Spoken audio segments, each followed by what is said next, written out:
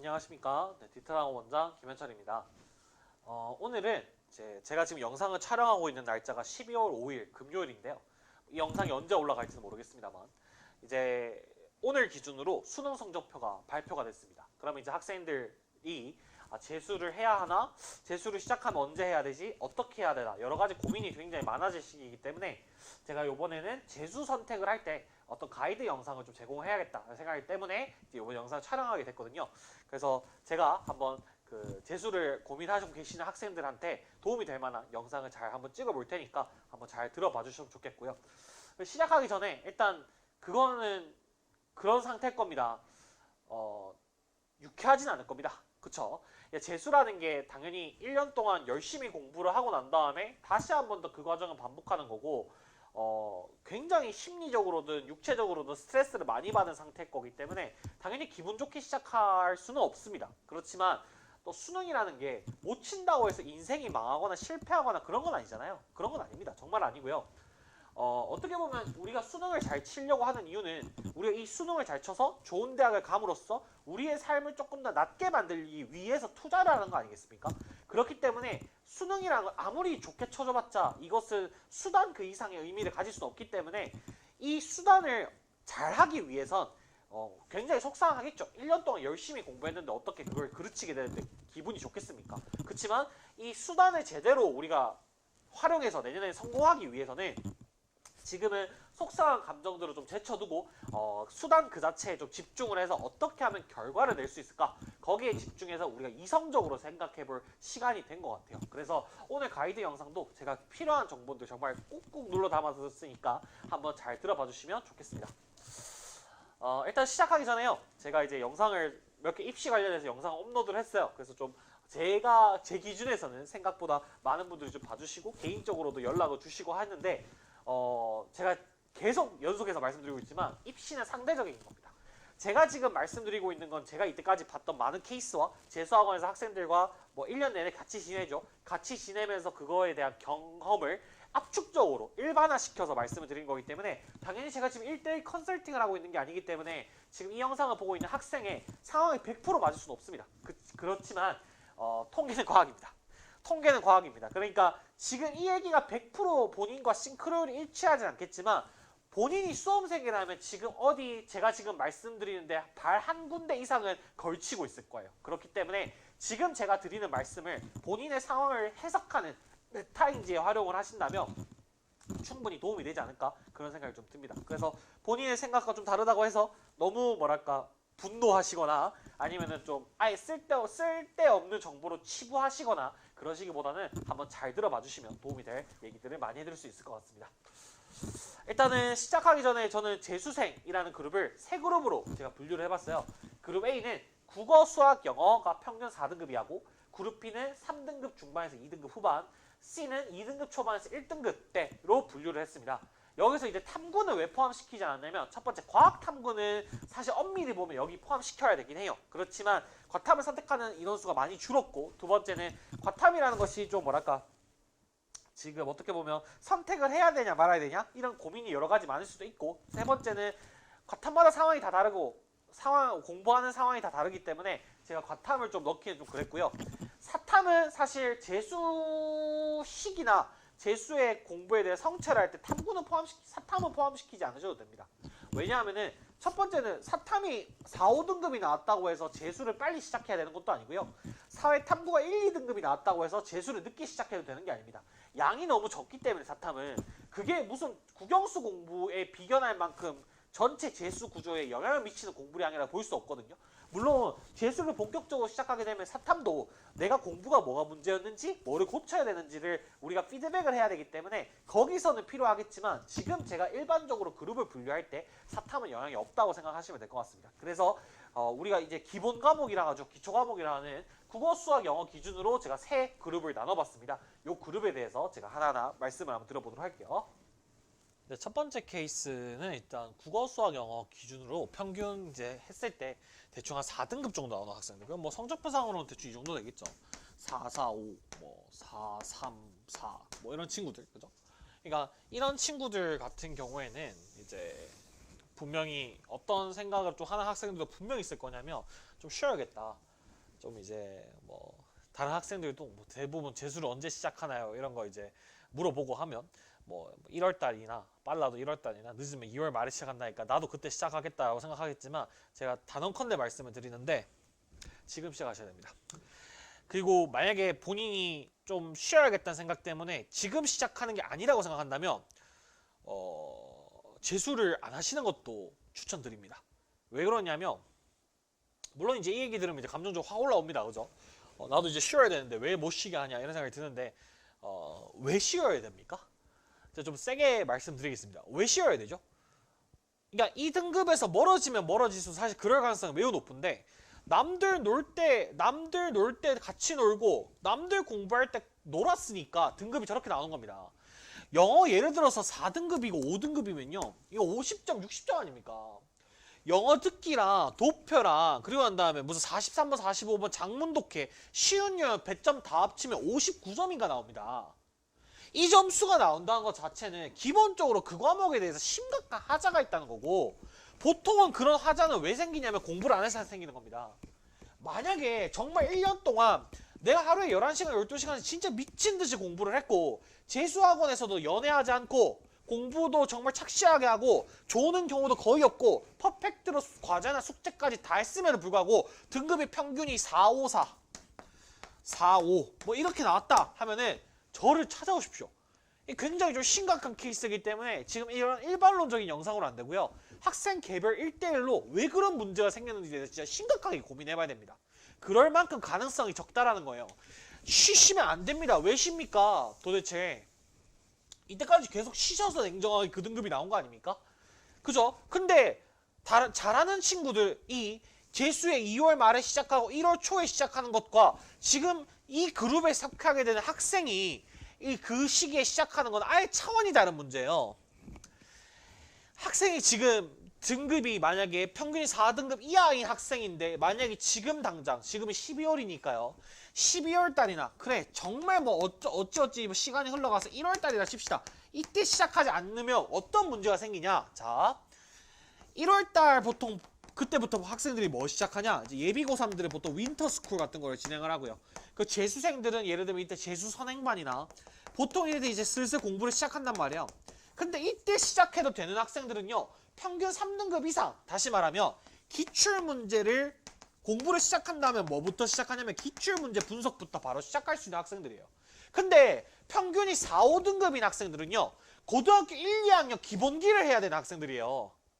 그러면 남들이 제일 어떻게 보면 수능에서 잘 치는 학생들 중에 제일 밑에 유의미한 라인에서 제일 밑에 있는 학생들이 평균 3등급 정도의 학생들 아니겠습니까?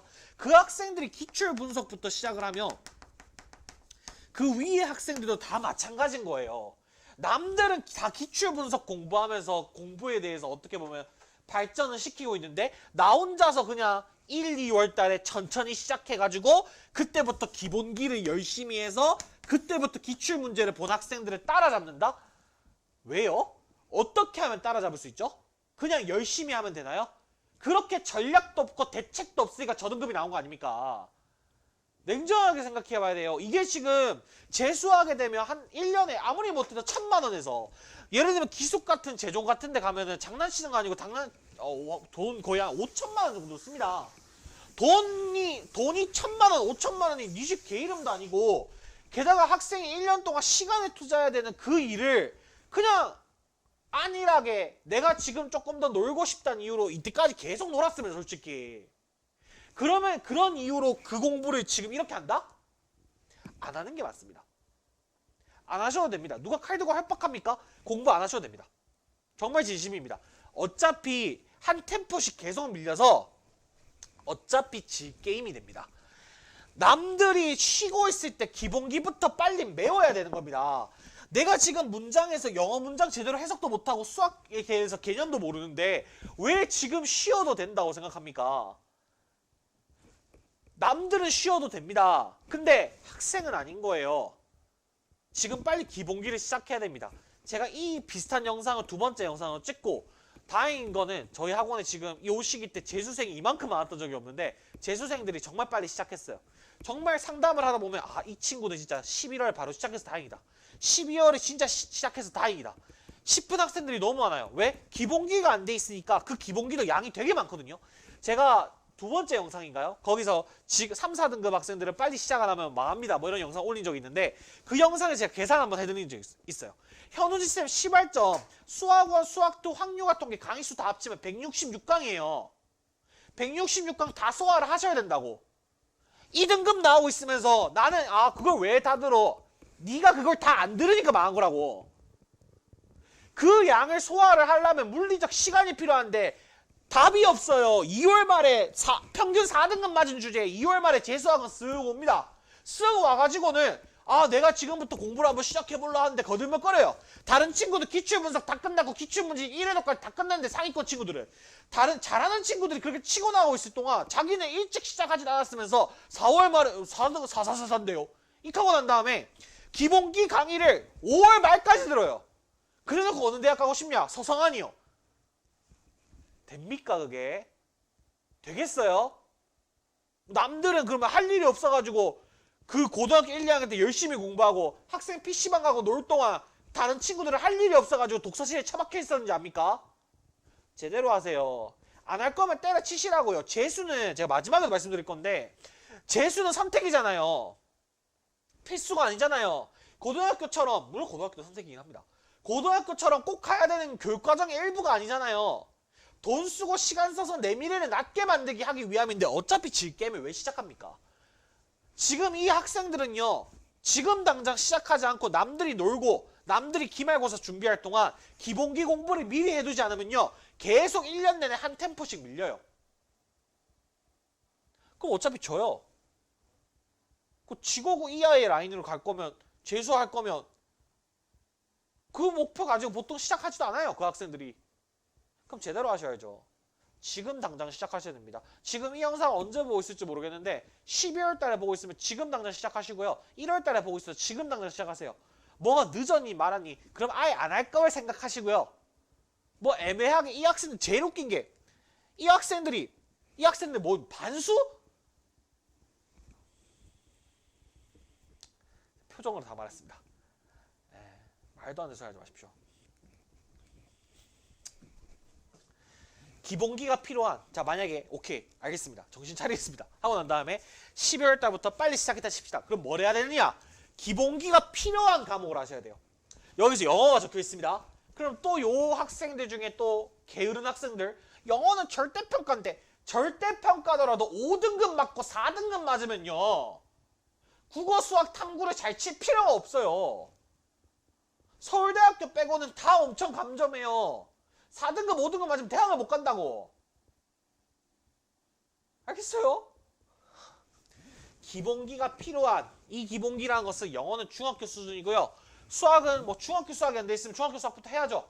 고1 수학 안 돼 있으면 고1 수학부터 해야죠. 수학원 수학2 확통 안 돼 있으면 그것부터 해야죠. 어디서든 수학이든 뭐든지 간에 기본기가 필요한 요 두 과목에 집중하셔야 됩니다. 그러니까 12월 달에 지금 재수학원 가보면 저희 학원은 좀 이제 학생들이 계속 오고 있어가지고 어느 정도 차고 있습니다만 12월 달에 보통 재수학원 가보면 학생밖에 없어요. 독서실에 가봐도 재수공 수능 공부하고 있는 거 예비 고3이거나 학생밖에 없을 거예요. 그 시기에 지금 남들이 놀 때 진짜 내가 부족했던 기본기에만 집중해서 공부를 하면 하루에 10시간 이상 공부한다고 쳤을 때 영어는 3, 4시간 정도 공부하시고요. 수학을 7시간 이상 공부를 하십시오. 이 공부라는 게 보통은 뭐 어려운 공부가 아니라고. 이 학생들 무슨 4점짜리 문제를 풀겠습니까? 고등학교 1학년 도형의 방정식이 뭔지 이런 거 공부하고 있지 않겠습니까? 그 공부를 이렇게 공부를 하면 금방 끊을 수 있다고요. 진짜 몰입해가지고 이때 하루에 10시간씩 공부하면서 매일같이 이걸 빨리 떼라고요. 아니면 재수를 하는 이만 못해요. 어차피 지게 됩니다. 내가 억울할 수 있어요. 다른 친구들은 뭐 지금 이 시기 때 뭐 어디도 가고 놀러도 가고 한다는데 왜 난 못 가지? 다른 친구도 공부할 때 안 했으니까요. 다른 친구도 도둑놈 신부 아닙니까? 다른 친구도 열심히 공부할 때 공부를 안 해서 2등급을 받았는데 다른 친구들이 좀 쉬고 리프레시해서 재수할 동안 나는 더 열심히 달려야죠. 뭐 이런 친구들 번아웃이 쉽게 올 수 있대요. 그런 한가한 얘기할 거면 때려치라니까요. 안 해도 됩니다. 어차피 망할 건데 돈 들여가지고 왜 망합니까 도대체. 거기서 뭘 배울 수 있는데요. 냉정하게 되게끔 합시다. 아시겠죠? 쉬지 마시고 제대로 시작하십시오. 그럼 제대로 시작을 해야 되면 오케이 그럼 이렇게 공부를 할게요. 그럼 뭘 공부를 하면 좋겠냐? 일단 첫 번째 이 친구도 영어 절대로 문법 안 돼 있을 겁니다. 문법이 필요하니 많이 제가 영어 가르친 사람이거든요. 그 영어에서는 나름 이것저것 많이 한 사람입니다. 커리어도 있는 사람입니다. 제 단언컨대 말씀드립니다. 문법 하셔야 됩니다. 뭐 제가 좀 이따 이제 다음 그룹 학생들 설명할 때 영어 관련해서 얘기도 할 건데요. 영어 문법 모르시면 해석 못합니다. 알겠습니까? 무슨 언어를 이러고 애들 보면 또 뭐랄까 또 이상한 소리 다 어디서 주워 들어가지고 언어를 언어답게 공부해야지 문법을 왜 공부하냐 그러면서 뭐 한국어 공부할 때 문법 공부한 적 있어요? 이딴 소리 하거든요. 미국인이에요? 그러니까 외국에서 살다 왔어요? 외국에서 살다 온 것도 1년 동안 살다 온 거면 그냥 놀다 온 거예요. 제가 외고 출신이거든요. 외대 출신이거든요. 영어와 늘 밀접한 제가 환경을 보냈거든요. 물론 저는 국내파입니다.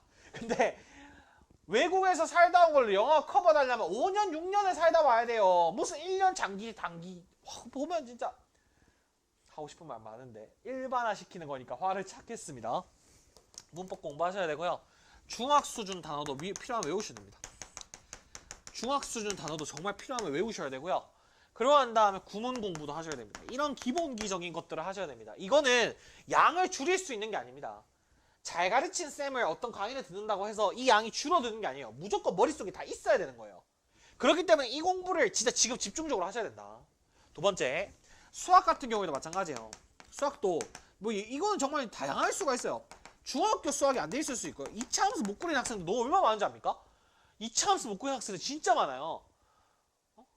두 번째, 중학 수학이 있을 수도 있고 고1 수학이 안 돼 있을 수도 있고 아니면 뭐 수원, 수투 뭐 이제 수능 범위부터 안 돼 있을 수도 있겠죠. 어떤 게 안 되어 있든지 간에 이 등급이 안 돼 있으면 기본기가 너무 부실한 거고 문제풀이가 너무 적은 거니까 여기서부터 보팅 필요한 단계부터 시작하셔야 됩니다.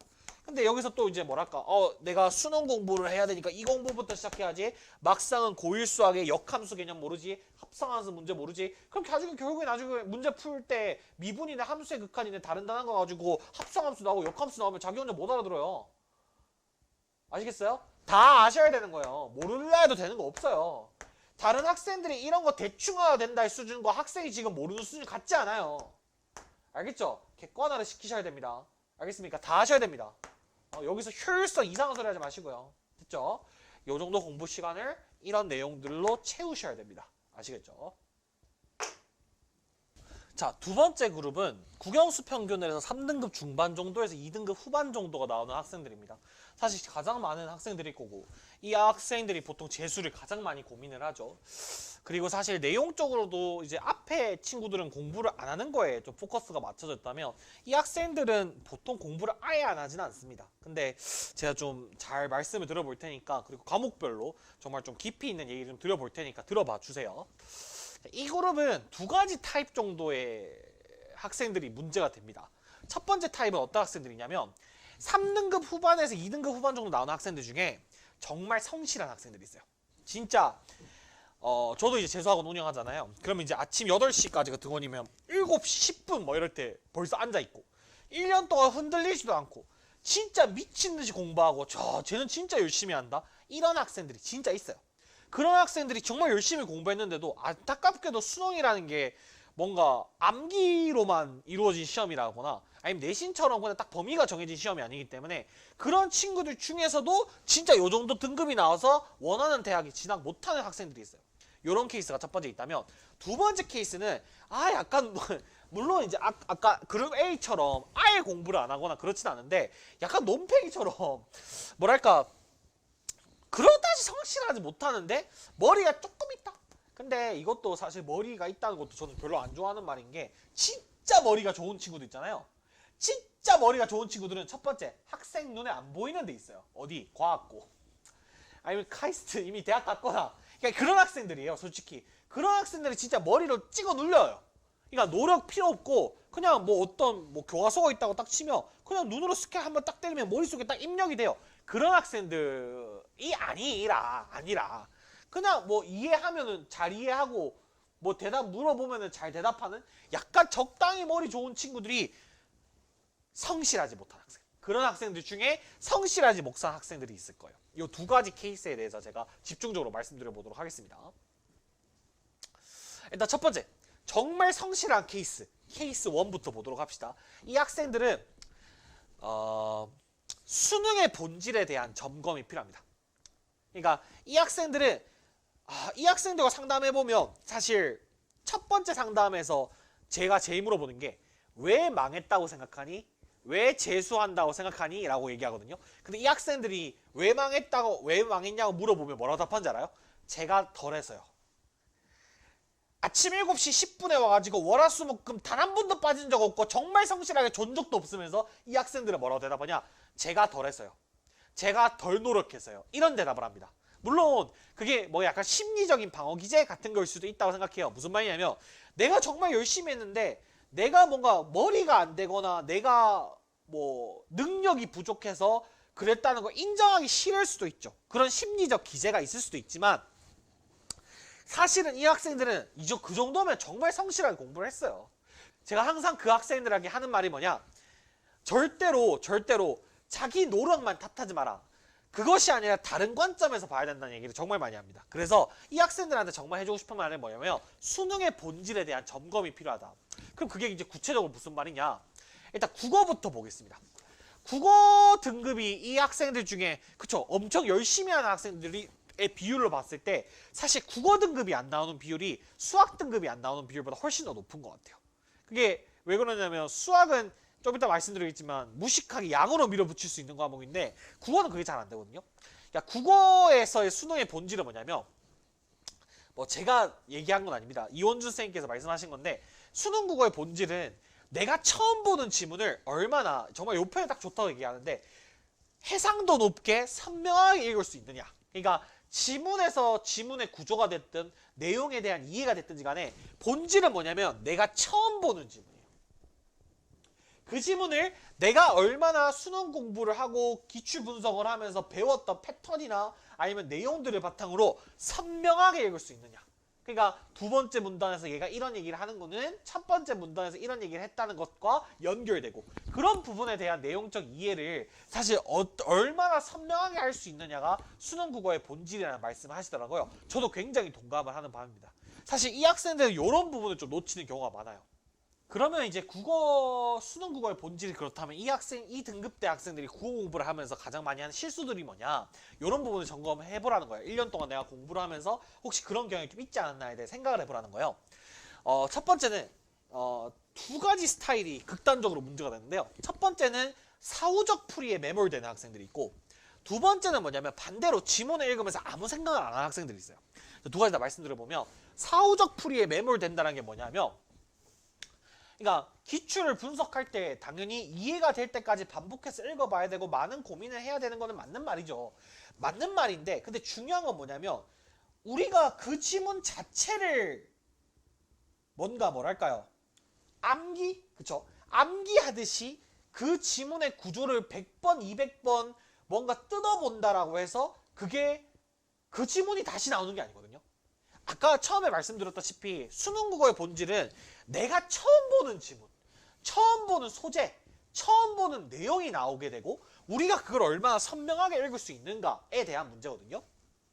근데 그 학생들 중에 몇몇 학생들이 굉장히 사후적인 풀이에 굉장히 매몰돼요. 예를 들면 뭐 지문에서도 굉장히 깊은 이해에 대해서 뭔가 카타르시스를 느끼고 그런 것들을 막 해보려고만 노력을 한다거나 아니면은 지나치게 지문의 구조를 바탕으로 여기서 세 번째 문단이 존재할 수밖에 없었던 이유는 뭐 문제 3번의 보기에서 5번에서 이런 표현이 나오기 때문에 그런 것이다. 그러니까 필요하죠. 그러니까 그런 깊이 있는 분석도 필요하다고 저는 개인적으로 생각하나 그 공부만 해요. 그리고 그런 데서 뭔가 희열을 느끼는 것만이 공부라고 생각하고 그냥 우리가 거기서 배울 수 있는 기출에서 분석되는 내용들을 반복적으로 훈련하면서 낯선 지문들을 정말 훈련하듯이 풀어보는 연습을 게을리해요. 그렇기 때문에 이런 학생들 같은 경우는 지나치게 이런 문제 출제 구조나 아니면 그 문제의 그 기출에 대해서 강사쌤이 코멘트 하시는 부분에 굉장히 지나치게 집중을 하고 지문이 결국 다시 나오진 않는데 그 지문을 보는 이유는 기출의 데이터로 누적을 시켜서 새로운 지문을 잘 읽기 위함인데 본말이 전도된 학생들이 좀 있습니다. 그래서 굉장히 이런 학생들은 사후적 풀이에만 매몰되는 그런 문제점이 있습니다. 물론 이제 요 얘기가 좀 약간 오해를 하지 않았으면 좋겠는 게 절대로 기출을 볼 때 가볍게만 보고 그러니까 뭐 낯선 문제를 풀어 제끼기만 해야 된다 그런 얘기가 아니에요. 깊이 있게 분석해야 되고 내가 왜 틀리고 있고 내가 문제를 풀면서 지문을 읽으면서 뭐가 잘못됐고 이런 부분에 대해서 사실 충분히 고민을 많이 해봐야 되는 건 맞는데 결국에 그 궁극적인 고민을 하고 기출의 구조를 학습을 하고 문제 출제 구조를 배우는 이유는 낯선 지문을 풀기 위함이란 거라요. 그렇기 때문에 그 지문 자체에 너무 지나치게 얽매이는 것은 또 역효과가 있을 수 있다 이런 말씀을 드리는 거고 두 번째 아예 극단적인 케이스 중에 또 어떤 학생들이 있냐면 아예 지문을 읽으면서 아무 생각을 안 하는 학생들이 있어요.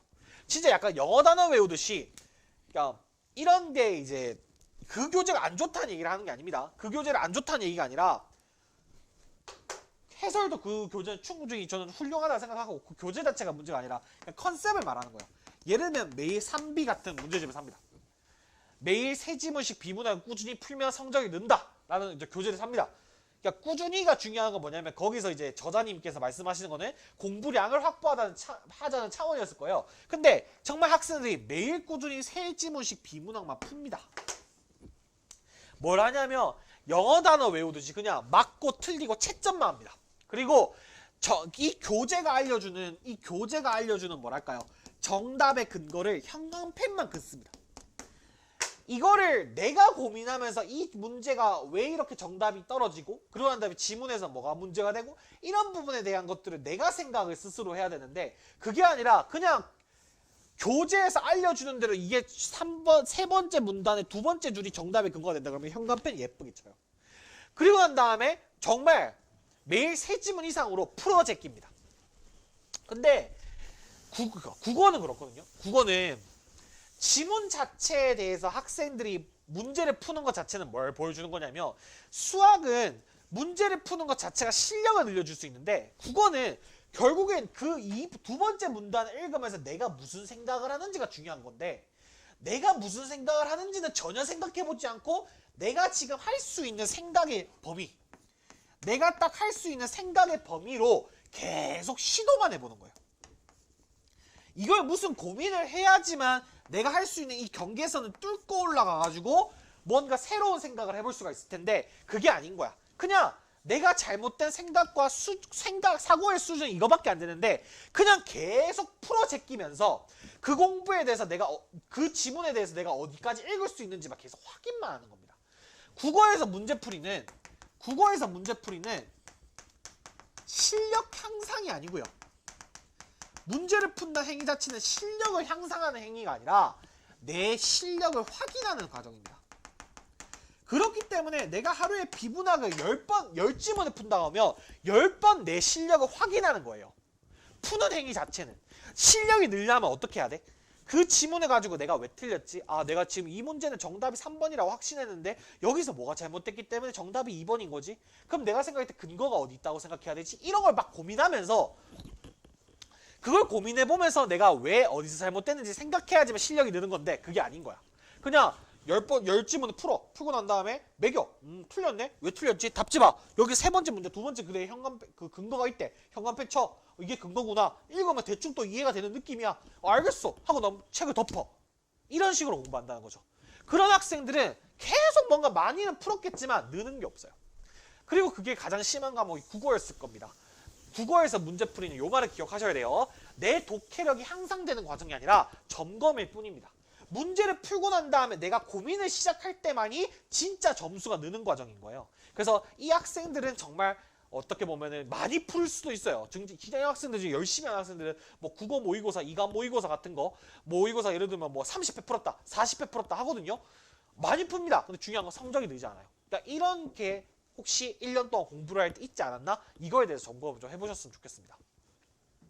네, 이제 수학 얘기를 한번 해보겠습니다. 수학 3, 4등급 같은 경우에는 물론 이제 100%고까지 말할 수는 없을 것 같기도 한데 대략적으로 대부분의 학생들이 요 등급 때 수학이 나오면 양이 부족했을 가능성이 매우 큽니다. 물론 공부 방법이 잘못됐을 수도 있거나 질적인 부분이 뭐가 문제가 있을 수도 있지만 보통은 수학 요 등급 학생들은 양이 부족한 경우가 많은 것 같아요. 게다가 이제 사탐처럼 뭔가 수학이란 과목이 개념이 중요하긴 하지만 개념서를 막 이제 예쁘게 필기하고 뭐 머릿속에 외우고 이런 게 중요한 과목이라기보다도 문제풀이에 대한 연습을 실제로 좀 많이 해야 되는 과목이다 보니까 양이 모자라면 등급 자체가 나올 수가 없는 과목이죠. 무식하게 좀 빼야 될 것 같고 양을 굉장히 문제풀이를 많이 경험해야 되는 과목이기도 하고 또 이제 그 기출 분석을 통해서 많이 출제되는 패턴이나 이런 걸 좀 익혀야 되는 과목이다 보니까 분량이 제일 많은 과목이고요. 국어, 수학, 영어, 탐구 중에 그죠? 그 공부를 만약에 좀 충분히 시간을 가지고 제대로 못했다면 수학에서 등급이 좀 나오지 않지 않았나 라는 생각이 좀 듭니다.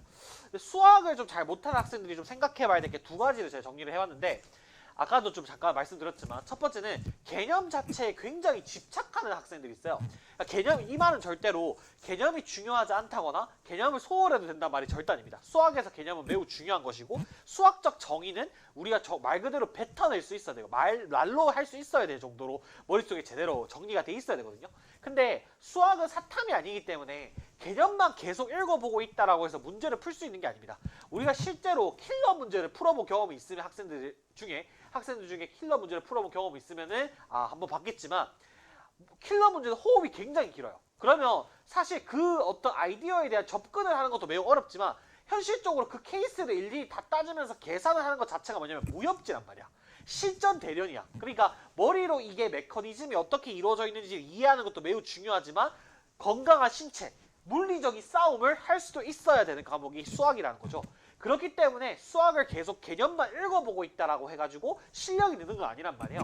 수학적 개념을 정확히 알아야 되기도 하지만 문제를 잘 풀려면 기출되어 있는 여러 가지 아이디어, 뭐 예를 들면 뭐 이런 것들 암기하자는 것이 아니라 함수에서 예를 들어서 이 정도의 이제 구간을 설정을 해놓고 계속 변화하는 것들을 새로 정의해서 함수를 좀 다룬다거나 아니면은 뭐 예를 들어서 이제 우리가 원이나 도형 같은 문제들이 나왔을 때 어떤 태도 같은 것들을 정립한다거나 이런 이제 많이 출제되는 기출되는 아이디어들이 있잖아요. 그런 것들뿐만 아니라 그 수학적 재료 여기서 이제 뭐 요즘에 굉장히 수학생들이 많이 말씀하신 것 중 하나가 공통 수학이 굉장히 중요하다. 그 고1 수학이 중요하다 말씀 많이 하시죠. 뭐 예를 들면 역함수라던가 합성함수라던가 이런 것들이 직접 출제 범위는 아니지만 뭐 합수의 극한이나 미분이나 아니면 뭐 수열의 극한이나 아니면 뭐 지수로그 함수나 이런 과목들의 문제를 풀 때 그런 개념들이 섞여서 나온단 말이에요.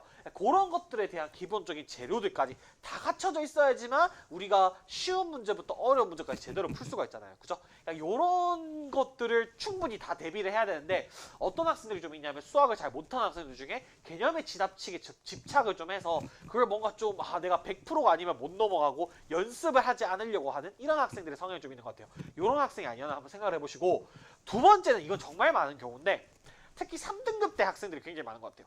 문제도 많이 풀었고 열심히 공부도 수학 공부를 했는데 쌤 제가 3등급에서 안 올라요 이런 친구들과 상담을 많이 해보면 바보 같은 풀이만 고수합니다. 이게 무슨 말이냐면 예를 들어서 등차수열이 있을 때 n-d의 a1 뭐 이런 식으로 해가지고 이제 이거를 뭐 방정식을 풀고 할 줄 알아야죠. 그러니까 이걸 막 수식 전개를 해서 기본 공식이 어떤 메커니즘으로 이루어져 있고 뭐 이걸 다 이해하고 실제로 계산도 막 노가다씩 풀이더라도 할 수 있어야죠. 그걸 못해도 된다는 게 아니라 근데 이런 풀이만 하는 거예요. 그러니까 막 이제 수식적인 풀이만 계속 반복하면서 어떤 풀이로 예를 들면 뭐 등차수열의 대칭성이나 이런 수학적인 성질을 활용하면 뭐 4분 만에 풀릴 문제를 나 혼자서 그걸 계산 노가다를 막 해가지고 예를 들면 16분 만에 풀었어. 그럼 솔직히 말하면 이렇게 맞춘 문제는 맞추더라도 틀린 거거든요. 그럼 어떻게 해야 되냐면 내가 이렇게 풀 수는 있어. 이거를 못 해야 된다는 게 아니야. 저는 이걸 할 수 있어야 이걸 할 수 있다고 생각을 해요. 그렇기 때문에 이걸 할 수 있어야 돼. 근데 중요한 건 뭐냐면 이 공부를 여기서 맞춰버려. 그러니까 항상 이런 학생들한테 다른 풀이나 다른 수학적인 접근이나 어떤 관점을 보여주잖아. 그럼 뭐라고 얘기하냐면 선생님 저도 풀어서 맞췄는데요. 야 풀어서 맞췄지. 근데 중요한 건 뭐냐면 잘 맞췄냐고. 풀이에 대한 개선을 계속해서 수학적으로 적절한 성질들을 활용해서 풀이에 대한 개선을 해나가야 되는데 그게 좀 모자란 친구들이 있어요. 그래서 그런 식으로 공부하는 학생들이 본인의 풀이에 대해서 개선을 할 생각을 안 한다. 그래서 맞춤 문제더라도 꼭 배울 점이 있을 거기 때문에 왜냐하면 학생들 수준이라는 거는 높지 않잖아요. 결단코 그죠? 왜냐하면 수학 선생님들이야 그 수학 과목을 뭐 10년, 20년씩 이렇게 가르치신 분들이니까 깊이가 좀 있다 해도 학생 입장에서 제가 항상 말씀드리지만 국어, 수학, 영어, 탐구 5과목을 다 공부하는 입장에서 수학적 깊이라는 게 그렇게 있을 수가 없잖아요. 그렇기 때문에 내가 문제를 맞췄더라도 정답을 냈더라도 배울 만한 포인트가 꼭 있을 겁니다. 그렇기 때문에 맞춤 문제더라도 배운 점들이 무엇이 있는가 이런 것들을 점검을 해보셔야 되고 수학적으로 나은 풀이 다시 말하면 내가 이렇게 풀어서 맞췄더라도 선생님께서 이런 풀이를 제시해 주시면 이게 훨씬 더 빠르게 눈에 보이잖아요. 객관적으로. 그죠? 그럼 그런 것들을 습득하려고 노력해야 돼. 그러니까 이 친구들은 뭔가 질적인 부분에서 수학에서 공부를 좀 덜한 부분이 아닌가? 이런 생각이 좀 드는 것 같아요. 그래서 요 두 가지 케이스 중에 혹시 내가 공부를 하면서 좀 부족한 점이 있었다면 성찰해 보시는 게 필요하지 않겠나? 그런 생각이 좀 듭니다. 좋습니다. 이제 두 번째 케이스의 학생들이 좀 문제가 되는 부분들은 뭐냐면 아까 같이 첫 번째 케이스 여기까지 다룬 친구들은 이제 공부를 좀 열심히 성실히 하긴 했으나 아까 얘기했던 과과목별 수능에서의 본질적인 성격들을 충분히 공부를 할 때 우리가 감안하지 못해가지고 좀 잘못 공부를 하는 학생들이라면 어떤 학생들이 좀 있냐면 머리가 적당히 좋아요. 그리고 앞에 제가 뭐 각과목별로 말씀드린 수능에서의 각과목별 성질에 대해서 어느 정도 알고 있어요. 그리고 이해력도 약간 좋아요. 많이 좋지 않아요. 많이 좋으면 애초에 압살하고 수능을 잘 쳤을 겁니다. 적당히 약간 좋은 친구들이 그 적당한 머리로 대충 공부하려는 학생들이 있어요. 그 학생들은 제가 정말 늘 말씀드린 건데 중위권의 저주에 걸립니다. 이 친구들은 약간 어떤 면에서는 상대적 우위에 서 있어요. 왜냐하면 이제 요 친구들 같은 경우에는 최상위권 학생들과 또 같이 지내진 않거든. 그러면 뭐냐면 이제 하위권 학생들이잖아. 그죠? 똑같이 이제 4, 5등급 학생들과 이제 공부를 시작합니다. 요 학생들이 이제 이 그룹 학생들 중위권의 저주. 이렇게 이제 이 학생들이 있으면 처음에 첫 스타트 자체는 이 친구들이 월등해요. 그러니까 이 학생들보다 공부를 처음 시작한 학생들과 같이 공부를 시작했을 때 이 학생들이 워낙 잘합니다. 그러니까 마치 천재인 것 같아. 그러니까 이 학생들은 이제 공부를 처음 하니까 지지부진하기도 하고 의용 문제도 있고 여러 가지가 문제가 되는데 이 학생들은 알겠니? 그런 거였어요? 알겠어요. 이 부분은 이제 이해가 되니? 쌤 무슨 말인지 충분히 다 알겠어요. 이해를 한단 말이야. 그러니까 그걸로 충분하다고 생각을 해요. 그래서 이 학생들 좀 어떤 성향이 있냐면 성실한 공부에 대해서 업신여깁니다. 이게 무슨 말이냐면 성실한 공부라는 게 뭐냐? 이런 공부들을 말한 겁니다. 암기, 플래너 작성, 그리고 사고 과정에서 꼼꼼하게 점검하는 것 이런 것들을 터부시합니다. 그러니까 공부를 약간 진심으로 성실하게 꼼꼼하게 하는 것들을 대충 해도 된다라고 착각합니다. 특히 이런 게 너무 많아요. 암기하는 거를 수준 낮은 공부라고 생각합니다. 마치 이제 어디에서 많이 발견되냐면 일반 고등학교에서 정시 파이터 하는 학생들이 많이 발견되는데 일반고에서 내신 문제들이 보통 어떻게 좀 나와요. 변별력 있게 출제하면 막 본문 자체를 암기해야 되거나 이런 공부를 하잖아요. 그런 걸 막 무식하게 그런 암기를 하는 게 뭐가 교육적으로 의미가 있냐 이딴 소리 하면서 막 이제 난 머리로 이해하면서 공부할 거야. 이런 얘기하면 정시를 한다 하거든요. 개소리죠. 개소리입니다. 모든 공부의 기본은 암기입니다. 우리가 이해를 해서 암기를 하냐 그냥 받아들이고 암기를 하냐의 차이는 있지만 우리가 공부를 하는 과정에서 암기를 하지 않으면요 훈련되지 못하고요. 왜냐하면 결국 이거잖아요. 태권도 해봤어요? 태권도? 저는 사실 태권도 안 해봤는데 저 검도를 했거든요. 태권도를 하다 보면 거기 뭐 이제 그 권법이 순서가 있지 않습니까? 그러면 동작을 외우잖아요. 그죠? 그 동작을 외워야지만 여기서 내가 올바른 자세가 나오고 뭐 절도 있는 그런 모습이 나오고 이러는 것이지 그 순서를 외우지 않고 내가 내 마음대로 그냥 발차기 하고 싶으면 발차기 하고 손 뻗고 싶으면 손 뻗으면 그게 태권도의 절도함을 보여줄 수 있겠습니까? 못하겠죠. 그죠? 그런 거랑 똑같은 겁니다. 암기는요 수준 낮은 공부가 아닙니다. 우리가 수능을 잘 치기 위해서는 머리로 적당히 이해하는 것이 아니라 아마 그 멘트 나왔지 싶은데 수능이란 거죠. 그쵸? 적당히 이해하는 게 아니라 시험을 잘 치려면 완벽히 이 말이 중요한 거예요. 훈련된 상태여야 됩니다. 그러니까 우리가 시험 막바지에 도달하게 되면 그걸 무슨 사고 과정을 거쳐가지고 이렇게 우아하게 나오는 게 아니라 약간 뭐랄까 반자동적으로 다다다다다다 나오는 느낌으로 문제를 풀게 되거든요. 파이널로 가면. 근데 그것 자체가 기본적으로 뭘 수반하고 있냐면 정확한 자세, 정확한 행동 양식, 정확한 개념들이 암기가 돼 있다는 것을 전제를 하는 겁니다. 근데 이 친구들은 죽었다 깨어나도 암기하잖아요. 그냥 눈으로 쓱 봅니다. 이게 약간 습관화돼 있어. 그냥 머리로 예를 들면 암기라는 게 뭐예요? 내가 암기가 됐으면 지금 이 아무것도 적혀 있지 않아도 말할 수 있어야 돼요. 빈 백지를 가지고도 설명할 수 있어야 돼요. 예를 들면 사회문화에서 그 뭐냐 내 집단과 외 집단은 어떻게 분류합니까? 이 부분에 대해서 제가 뭐 예를 들어서 학생들한테 상담하면 질문을 하잖아요. 그럼 대답을 못해요. 예를 들면 문화 변동과 문화 병합? 요즘에도 있는지 모르겠는데 개념이 문화 변동과 문화 병합에 있어서 차이가 무엇인가요? 라고 얘기를 했을 때 설명을 못해요. 설명하지 못하면 자기가 알고 있는 개념이 아닌 겁니다. 그 암기를 왜 그런 친구 근데 그런 친구들이 문제가 또 뭐냐 책을 보잖아요. 아 무슨 말인지 알겠대. 아 그쵸. 왜 이해가 되거든. 이해가 됐던 게 내 자신이 떠오르거든. 그러니까 아 실수 이래. 실수가 아니에요. 실수가 아닌 겁니다. 이거를 이런 식으로 공부를 하니까 훈련되지 못하는 거예요. 두 번째, 플래너를 작성하지 않습니다. 그런 것들을 특히 남학생들이 좀 많이 그런데 남사스러운 일이라 생각합니다. 너 그렇게 귀찮게 그런 걸 해야 돼요? 해야 됩니다. 왜? 공부에 있어서 가장 중요한 거는 내가 의도한 밸런스. 그러니까 1대1 대1로 전과목 공부하지 않더라도 내가 의도한 밸런스가 꾸준히 지켜지면서 내 의도대로 공부를 하고 있는가에 대한 점검을 해봐야 되는 거예요. 근데 이 친구들은 플래너를 작성하지 않습니다. 그러니까 뭐냐면 나중에 되면은 내가 좋아하는 과목은 성적이 좀 오를지 몰라도 내가 싫어하는 과목은 그대로가 돼버리는 거예요. 그러니까 그런 문제점이 온다는 거. 세 번째, 대충 생각합니다. 적당히 머릿속에 이해되면 그런 느낌은 없어요. 제가 영어 가르치는 사람인데 영어 독해를 할 때도 항상 평가에서 무슨 이런 느낌으로 정답이 3번이 된다? 아니에요. 정답의 근거가 명확히 명시가 되고 그 근거가 있기 때문에 정답을 3번으로 설정을 한 것이지 이게 대충 이런 느낌이니까 3번 느낌 아니야? 이런 식으로 문제 출제하지 않는다는 거예요. 평가원이. 그렇기 때문에 꼼꼼하게 생각을 해야 되는데 이 친구들은 대충 이해하는 게 습관화 돼 있어. 그래서 대충 뭐 이제 예를 들면 제가 독해를 가르칠 때도 꼼꼼하게 그 지문에 대해서 과정을 체크를 하잖아요. 근데 쌤 대충 이런 말이 3번이라는 느낌 아니에요? 그런 식으로 생각하는 거야. 그러니까 이런 친구들은 실력이 늘 수 없는 망합니다. 실력이 늘 수 없는 무슨 저주에 걸리냐? 중위권의 저주에 걸리는 거야. 그러니까 그런 문제점이 생긴다. 그러니까 제가 드리고 싶은 말씀은 뭐냐면 적당히 이해하는 걸로 충분하지 않다는 겁니다.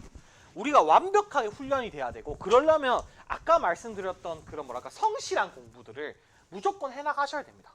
그렇기 때문에 이 학생들이 정말 재수를 하면서 사실 이 학생들이 성적이 제일 안 올라요. 왜냐하면 사실은 그렇거든. 이게 내용적으로 뭔가 잘못 이해한 건 다시 이해하면 돼요. 그리고 공부를 덜 한 건 하면 돼요. 근데 이 친구들은 문제가 뭐냐면 자세가 문제예요. 똑바로 자세를 고쳐 앉아야 됩니다. 내가 진짜 생각하는 방식, 행동하는 방식, 공부를 챙기는 방식 그 무의식들이 쌓여서 못 친 거기 때문에 이 학생들은 그런 것들을 의식적으로 계속 바꿔줘야 됩니다. 그래서 저는 이런 학생들 오게 되면 그런 부분들을 일부러 약간 꼰대가 되는 것 같아요. 플래너 쓰면은 이런 거 꼼꼼하게 써. 페이지 적어. 아니면 뭐 이런 암기나 하는 것들을 필기 노트 깔끔하게 해서 와. 그럼 막 이런 친구는 글씨도 막 이렇게 날려 쓴다고요. 이렇게 대충 날려 쓴단 말이에요. 그런 것들이 꼰대가 되는 이유가 뭐냐면 이 친구들은 그런 본인의 어떤 습관이나 사고방식 때문에 그런 것들이 진짜 눈 녹듯이 조금씩 계속 모여서 못 치게 된 거예요. 그러니까 이 친구들이 사실 성적이 잘 안 오른다. 그렇기 때문에 만약에 내가 이런 학생이다 하는 생각이 좀 든다면 위기의식을 좀 가지셔야 된다. 재수를 하더라도 안 오를 가능성이 매우 높다라는 겁니다. 그리고 이런 친구들이 보통은 다 뭐냐 이런 얘기를 달고 살아요. 효율적으로 공부한다. 그래서 사실 뭐 공부를 효율적으로 한다 해가지고 이해로만 하는 것도 괜찮은데 중요한 건 뭐냐면 생활 습관이나 아니면 재수 생활 자체도 효율적으로 하시기 위해서 내가 지금 집중이 안 되니까 효율적으로 공부를 하기 위해서 PC방을 한번 갔다 온다거나 내가 지금 어차피 늦게 일어났으니까 오늘 아침에 집중을 하기 위해서 효율적으로 늦잠을 잔다거나 효율적이란 말을 쉬고 놀고 게으르게 살기 위해서 이 말을 오염시킵니다. 이렇게 돼버리면 재수를 잘할 수가 없어요. 그러니까 이 학생들은 진짜 각성이 좀 필요하다. 저는 무지성으로 그냥 각성해야 다 열심히 해야 된다. 죽을 듯이 해야 된다. 이런 얘기 별로 안 좋아하거든요. 근데 진짜 이 친구들은 정말 각성을 좀 할 필요가 있어요. 안 그러면 이 중위권의 저주, 본인의 성적에서 절대 벗어나지 않는 올해의 성적과 작년 성적이 그닥 다르지 않은 이런 성적을 받아들이게 될 가능성이 높다는 겁니다. 그래서 그런 부분들을 좀 명심을 좀 하셨으면 좋겠다. 이 친구들 얘기하면서 제가 영어 관련해서 얘기를 좀 할게요. 영어에서 지금 이 그룹에 속하는 학생들 보통 3, 4등급 정도겠죠. 그러면 영어 3, 4등급은요. 국어 3, 4등급, 수학 3, 4등급 약간 달라요. 영어 3, 4등급은 무조건 그냥 양을 안 채워놓은 친구들입니다. 왜 그렇죠? 영어는 절대평가죠.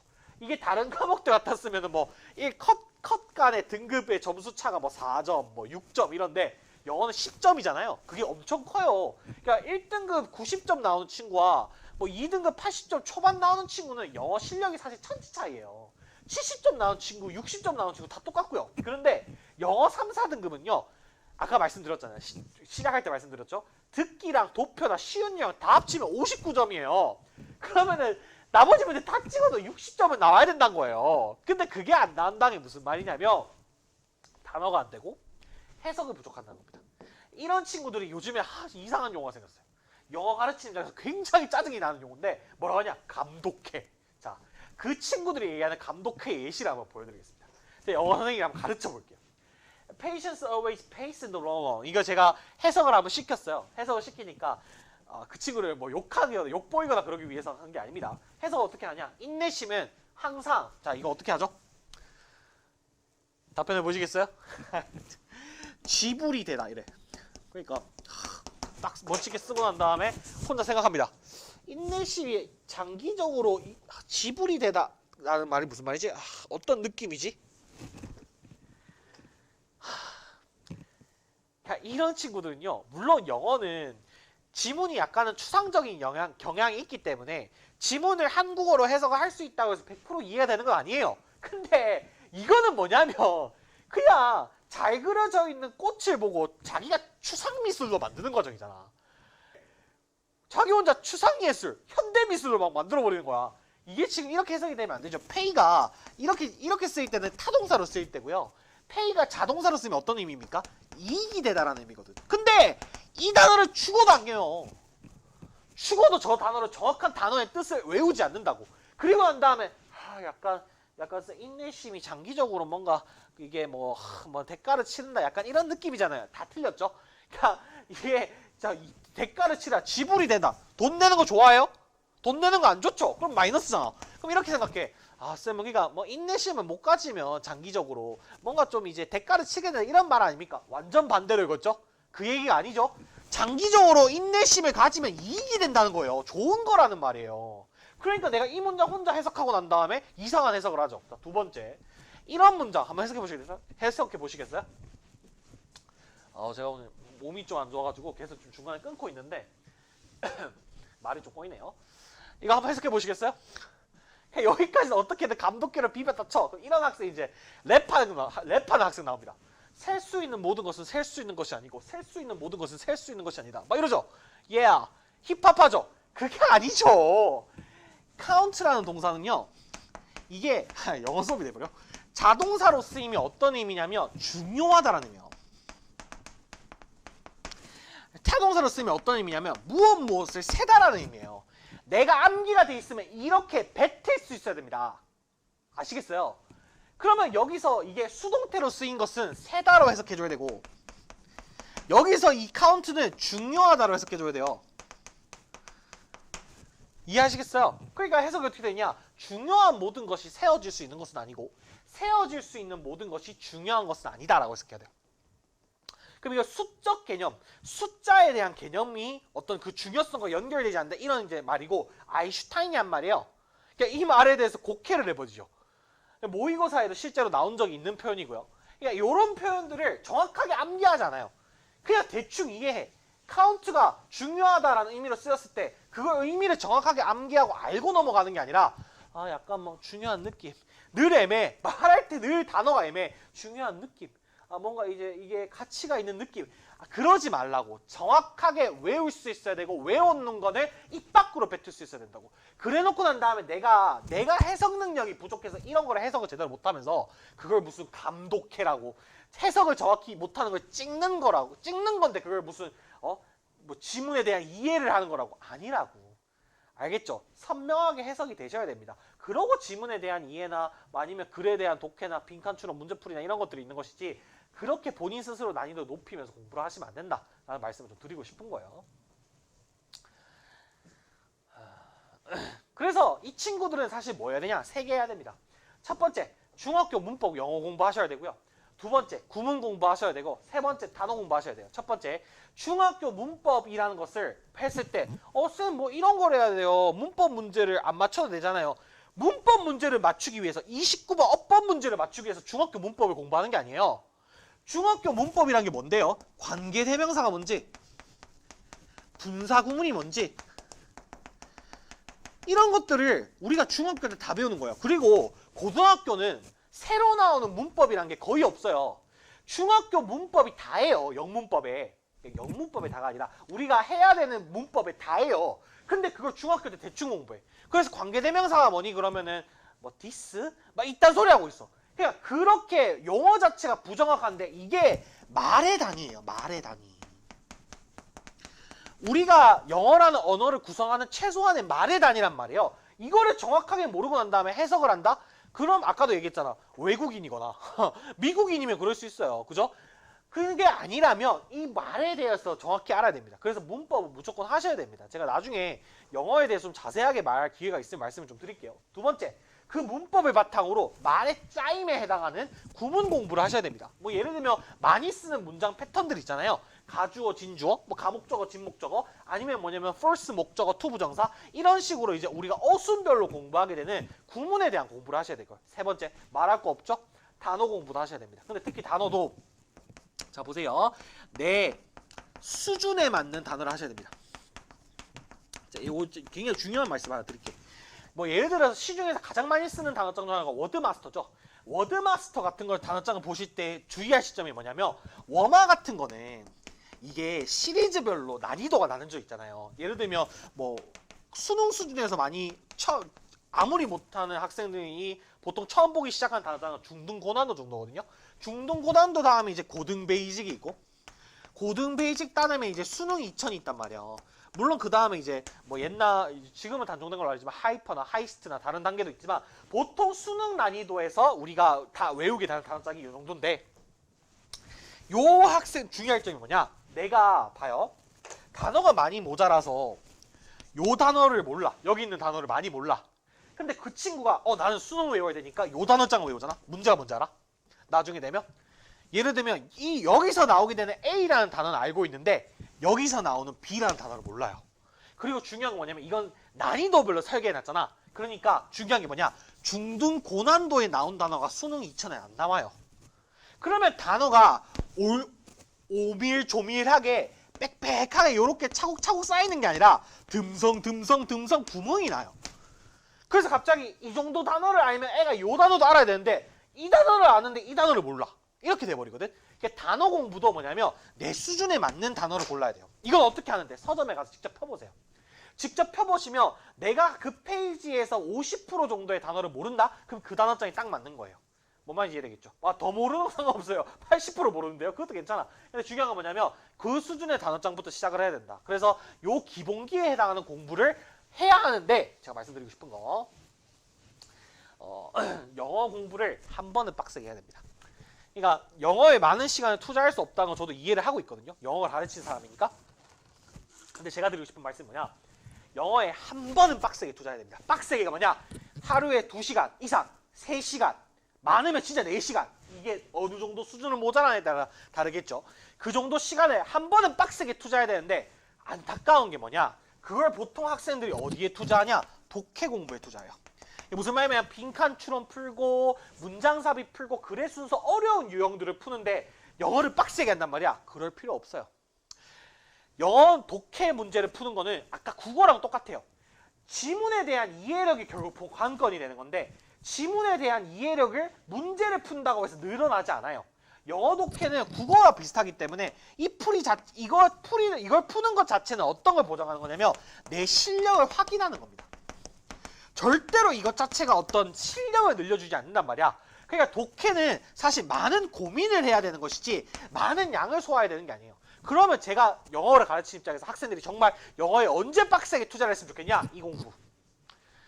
구문 공부, 단어 공부, 어구를 공부하는 거, 구동사를 외우는 거, 그런 거는요. 정말 유명하신 이명학 쌤이 학생을 1대1로 가외줘도 방법이 없어. 학생이 외우셔야 되는 거예요. 그러니까 독해는 진짜 좋은 수업을 들으면 많은 양을 하지 않고도 양을 줄일 수가 있어요. 근데 이 공부들은 정말 잘 가르쳐서 선생님께서 이제 깔끔하게 정리는 해주실 수 있어도 결국 외우고 숙지하고 익히고 내 눈으로 이해하는 건 나의 몫이란 말이야. 그래서 제가 정말 말씀드리고 싶은 건 뭐냐면 그게 정말 안 돼 있는 친구들이 요 등급이 나오니까 영어는 요 공부를 확실하게 하셔라. 시간을 그래 이 공부를 하셔야 되는 단계에 계시면 투자를 하셔라. 쌤 근데 1, 2등급 맞는 친구들은 이런 거 안 하던데요? 언제 하느냐? 이런 1, 2등급 맞는 친구들은 내신할 때 합니다. 고등학교 1, 2학년 때 영어학원에서 보통 반복 이런 것만 합니다. 그러니까 고3 수능 올라오면 영어 공부를 많이 안 해도 돼요. 근데 중요한 건 뭐냐면 이 공부가 많이 안 돼 있단 말이야. 이 친구는 해석을 못 해. 아까처럼 인내심은 이익이 지불하게 되는 거니까 나중에 가면 안 좋다는 말 아닙니까? 이렇게 해석하는 친구들이야. 그렇게 하면 안 된다고. 무슨 말인지 이해되시겠죠? 요때 시간을 한번 투자하셔라 라는 말씀을 현직 영어를 가르치는 입장에서 말씀을 한번 드렸습니다. 자, 마지막 그룹이죠. 요 친구들 이제 2등급 초반에서 1등급 때 그냥 212 아니면 222 이런 식으로 나왔는데 메디컬을 목표로 하고 있었는데 본인 대학에 안 맞다거나 아니면은 인서울 대학에 어느 높은 대학 가고 싶었는데 중경외시나 건동호 아니면은 지거구 경부대 부산대까지 이제 가게 됐다거나 이런 친구들일 텐데 요 친구들한테 제가 드리고 싶은 말씀은 진짜 좀 쉬십시오. 그러니까 재수를 빨리 시작 안 했으면 하는 그룹이 이 그룹입니다. 근데 이 친구들이 사실 이게 이상한데 이 친구들이 재수하고 제일 빨리 와요. 이상하잖아요. 그러니까 제일 못하는 학생들이 빨리 와야 될 것 같은데 이 학생들이 보통 갑자기 울면서 와요. 조급해서 그렇습니다. 그리고 사실 너무 아쉬워서 그렇습니다. 근데 그 아쉬운 거 이해하겠는데 이 친구들은 진짜 좀 쉬셔야 됩니다. 왜 그러냐면 이 집단은 다시 정리합시다. 제가 지금 이 단어를 이 나름 PPT만 때 단어를 좀 예민하게 썼거든요. 이 친구들은 수능을 다시 한 번 하는 친구들이 아니고요. 다시 한 판 하는 겁니다. 이 단어를 쓴 이유가 있습니다. 다시 한번 수능을 한다는 거는 내가 공부를 하는 과정에서 심각한 오류를 많이 겪었고 그리고 내가 예를 들면 성실하게 공부를 못했고 중대한 하자가 있어가지고 사실 어떻게 보면 시험을 다시 치게 되는 그런 상황인 걸 저는 수능을 다시 한번 공부한다고 생각하고요. 이 친구들은 사실 그 공부하는 과정이 뭔가 심각하게 하자가 있거나 잘못됐던 게 아니라 수능을 하루잖아요.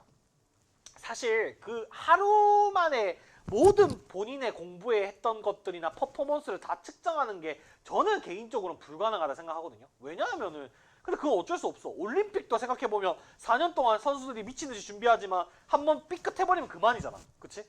그런 개념인 거예요. 이 친구들은 공부하는 과정이 중차대하게 하자가 있는 게 아니라 약간의 운이 없었거나 아니면은 약간 좀 충분히 완벽하진 못했거나 약간의 실수를 좀 했거나 아니면 좀 방심을 했거나 이런 부분들이에요. 그런 친구들은 수능을 다시 공부하면서 그 과정을 뭔가 뜯어 고쳐야 되는 게 아니라 그 공부를 다시 한번 우직하게 하면서도 수능을 다시 한번 트라이 해보는 집단이에요. 수능날 다시 한번 이 시험을 쳐보는 집단이에요. 그렇기 때문에 이 친구들은 내용적으로 뭔가 엄청나게 보완을 해야 된다. 아니면 질적으로 이런 거 끌어올려야 된다. 본인들은 분명 이런 친구들은 생각을 많이 하고 있겠지만 사실 중요한 거는 사실 그냥 솔직한 본질은 뭐냐면 그냥 다시 한번 쳐보는 겁니다. 왜? 하루로 내가 충분히 평가받지 못했으니까요. 그래서 그런 거고 너무 낙담 안 했으면 좋겠습니다. 이 친구들은 보통 목표치가 되게 높은 경우가 많거든요. 그러다 보니까 본인의 생각만큼 등급이 안 나오게 되면 되게 우울해. 물론 아까 두 그룹 A그룹이나 B그룹이나 이런 친구들이 이 친구들 보면 재수없어 이러죠. 야 맨날 올 1등급 맞던 애들이 이래 사실. 올 1등급 맨날 맞다가 갑자기 수능날 이렇게 나왔다고 치자고. 그럼 사실 그냥 약간 못 쳤네 느낌이지. 남이 봤을 땐. 근데 사실 그 학생의 입장에 청천벽력 같은 소리를 거예요. 이 등급이 맞았을 땐 의대를 가니 많이 막 하다가 갑자기 일로 맞아지면 갑자기 그게 아니야. 그러니까 사실 학생들 입장에서 굉장히 좀 스트레스가 많고 굉장히 좌절도 하게 되는 그런 친구들이 되지만 제가 말씀드리고 싶은 건 뭐냐면 실패한 게 아닙니다. 다시 뭐가 필요한 거냐면 시도를 하는 거예요. 제 지금 위로하는 게 아니에요. 객관적인 얘기를 해드리는 거고 도전자 다시 한번 도전한다 시도한다고 생각하면 될 것 같아요. 그리고 이제 여러 가지 상황이 있지 않겠습니까? 2등급대 속하는데 만약에 학생 본인이 뭐 경제적인 상황이 좀 약간 어렵다거나 아니면은 좀 뭐 심리적으로 너무 많은 부침을 좀 겪었다거나 그런 친구들이 있으면 사실 이 친구들은 대학 갈 수 있거든요. 본인이 만족하는 대학은 알겠지만 이 정도 등급대 학생들이면 대학 갈 수 있어요. 그래서 사실 좀 쉬다가 뭐 한 학기 정도 학교를 다니면서 리프레시를 하다가 반수를 하는 거 나쁘지 않습니다. 저는 반수를 유일하게 추천하는 집단이 이 집단입니다. 나머지 집단들은 반수하면 안 됩니다. 뭐 3, 4등급 맞는 애들이 반수를 해요. 걔네는 풀로 공부해야 됩니다. 왜냐하면 공부량이 모자랐기 때문에 그 등급이 난 것이고 이 친구들은 만약에 본인 상황에 문제가 있다면 반수를 하는 것도 방법이겠다. 다만 메디컬이 목표라면 이 정도에 속하더라도 그냥 해야 되지 않을까? 그거는 제가 지금 여기서 일반화 너무 이제 소수 케이스 거기 때문에 일반화 시켜서 말씀드리기 좀 어려운 것 같아요. 그래서 그런 부분들은 학생 본인이 좀 생각을 해보시면 좋을 것 같다. 마지막으로 드리고 싶은 말씀입니다. 전체 학생들 모두에게 얘기하는 건데요. 재수는요, 아까도 처음에도 잠깐 말씀드렸던 것 같은데 고등학교처럼 필수가 아닙니다. 돈을 들여야 되고 사실 어떻게 보면 시간을 들여야 되고 내가 노력도 들여야 되는 그런 거잖아요. 필수가 아니라 선택이기 때문에 우리는 현명한 선택을 할 필요가 있습니다. 그러려면 재수가 정말 필요한지에 대해서 스스로 물어보시고 필요하다 싶으면 무슨 번아웃이 오니까 늦게 시작하세요 뭐고 나발이고 다 때려치고 그냥 바로 시작하는 것이고 내가 필요 없다 싶으시면 사실 학원에는 굉장히 그런 학생도 많아요. 목적의식이 없는 친구들이 많아요. 엄마가 보내서 왔어요. 뭐 아니면 그냥 재수를 해야 될 것 같으니까 왔어요. 상담하다 보면 가슴이 답답해요. 그런 친구들은 제가 솔직히 말씀드리고 싶은 게 뭐냐면 현명한 선택을 하십시오. 공부만이 유일한 살 길이 아닌 시대에 내가 공부를 선택했으면 잘해야죠. 그리고 그게 내 인생에 이익이 돼야죠. 아무 이익도 없이 우리가 그냥 똑같은 행동을 한 번 더 반복해서 또 망하게 된다면 이게 도대체 무슨 의미가 있겠습니까? 이해되시겠죠? 물론 수능이라는 상황 자체가 객관적으로 봤을 때 녹록치 않은 것도 사실입니다. 제가 첫 번째 영상에서도 사실 수험생들한테도 많이 말씀드렸잖아요.